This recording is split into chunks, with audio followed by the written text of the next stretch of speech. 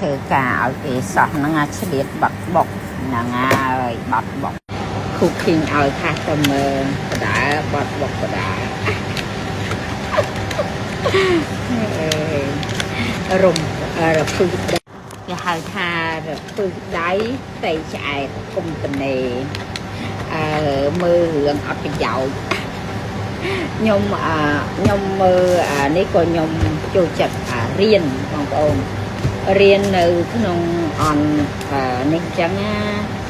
YouTube Facebook អីចឹង Instagram TikTok អីចូលចិត្តរៀនបងប្អូនដឹងថាចំណេះណាមិនថាអាយុប្រហែលនេះក៏អាចរៀនបានដែរសំខាន់ឥឡូវហ្នឹងរៀនមានចាំបាច់អស់លុយណាស្ដាប់ទៅខ្ញុំចូលចិត្តស្ដាប់មិនថាចំណេះអីចំណេះទូទៅអីក៏ចូលចិត្តស្ដាប់អញ្ចឹងណាស្ដាប់ទៅបើល្អក៏យកបើមិនល្អទេក៏ ignore អត់មកទទួលដាក់ក្នុងអារម្មណ៍ហ្នឹងអញ្ចឹងណា